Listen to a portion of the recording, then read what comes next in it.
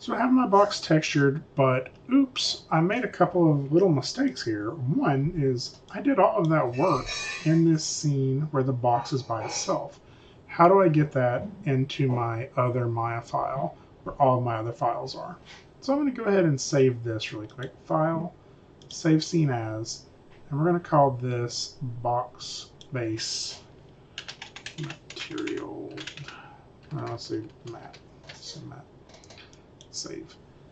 And I'm going to open up my models and Redshift. So the scene that I was using Redshift for, you can do the one that you were using Arnold for, whatever you would like to use. You'll see that I did have a version of the box in there, but let's pretend I didn't. Shift H. And so here's all of my stuff, including my textured axe and my lighting scene.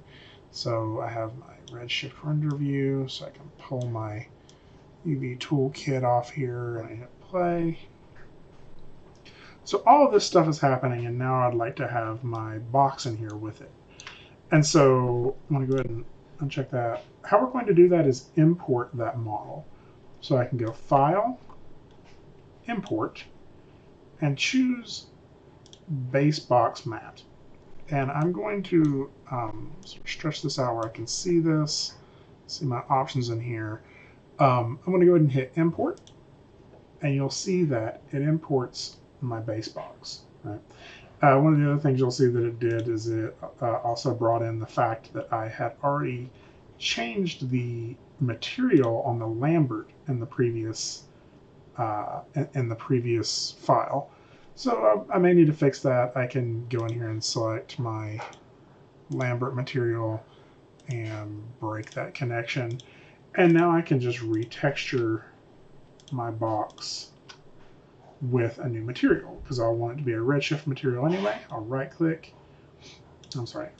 out here, assign new material, Redshift surface.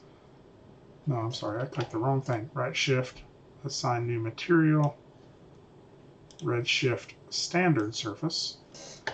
And then in base color here, I can map in my GIF color file.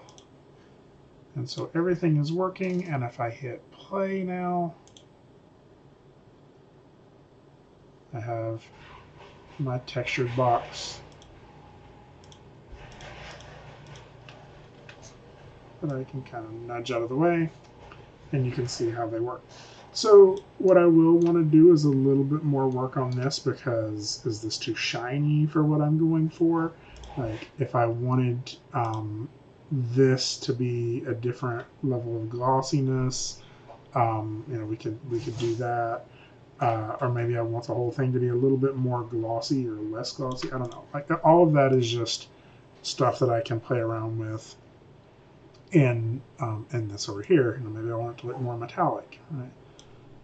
I can do something like that. Now it is worth pointing out that because now I have those UVs, I can make other maps as well. I've made my color map, but let's say I just want the ribbon to be metallic and the box to not be metallic. I could take that same UV map and create a metallic map that says the ribbon is more white and the box is black, and that will drive this 0 to 1 value in order to let me make that manually as well.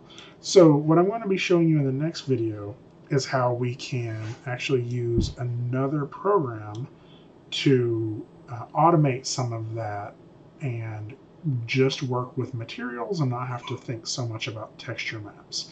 So that'll be a bonus video, and it's not 100% required for the project, but it will be something that you can utilize if you would like.